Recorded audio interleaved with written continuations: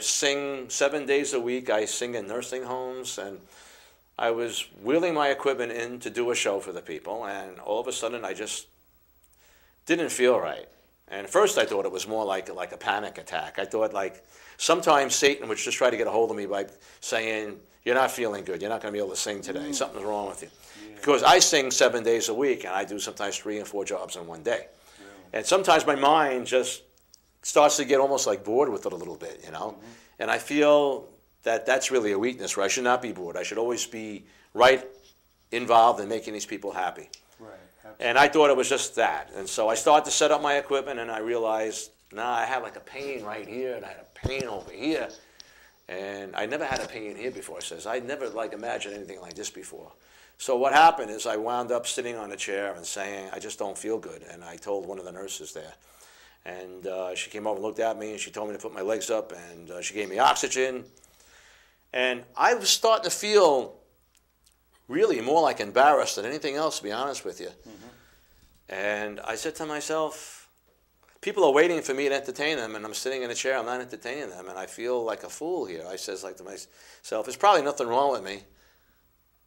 And then I started to realize, nah, I don't know. I was sweating. I felt like I was going to throw up. I felt the pain starting to throb in my chest. Then I realized as they were wheeling me out in a stretcher that I'm probably having a heart attack. And they got me to the emergency room of the hospital, and the doctor says, we think you are having a heart attack, but we're going to do everything we can. But the whole reason for me saying all of this was that it was the first experience in my life to really realize that I could be dying. And I wasn't afraid. And I was amazed that I wasn't afraid, because I'm not really Mr. Macho, you know. I mean, like I'm like an average guy, you know. Like I'm not a prize fighter or a karate expert or whatever. And here I am saying, well, if I'm going to be with the Lord, that's fine. I says, that's what it's all about. That's why we go to church. That's why we feel how we feel. Yes. And I was more embarrassed over the fact that the people are going to be let down and not have a show, and worried about that all my equipment was now sitting in the middle of the room, and my car was out in the parking lot, and who's going to take care of all that? But I didn't have any fear at all about dying. I was like, hey, you know. In fact, the nurse that was working on me, I said, you know what? I says, I'm saved. I says, if I die, I'm going to heaven to be with Jesus. Just do what you can, and it's all we could ask for. He goes, oh, wow. Really? Are you born again? I says, yeah. She goes, and so she said she was too. So I asked her where she went to church. She says, well, I really haven't gone to church in a long time. I says, well, you should really be going, you know.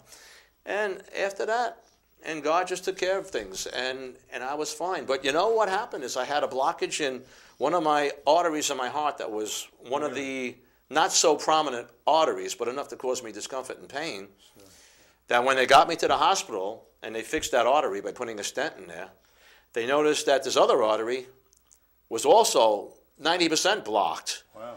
And that one, they told me they would have to fix in a couple of days because they wanted me to rest. So 2 days later, they fixed that artery. They told me there was a long blockage in that artery, so they put 2 stents. Stents are like bridges that open up the artery so the blood could flow through. Right.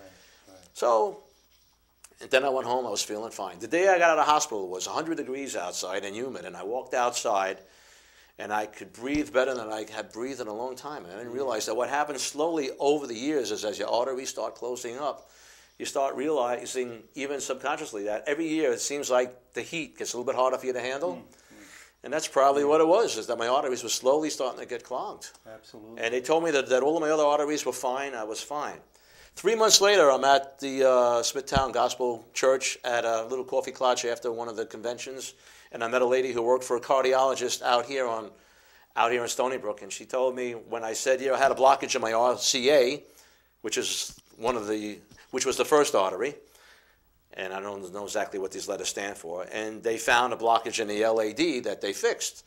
She said to me, well, the RCA is basically a minor artery, but if your LAD had blocked up, you would be dead. They said, that's why some people don't survive a first heart attack. That artery is known as the widowmaker. Wow. You know, and I'm sorry. I'm sorry. I'm just talking like a maniac. I'm just going. No. This is good because. So what I realized was that was God's way of getting me to the hospital, because I would have never known there was something wrong. Absolutely. And when they found the main artery was almost blocked, and that's the one that they fixed while I was there fixing the other one. Yeah. That's God's way of giving me another chance. Right. And you know what?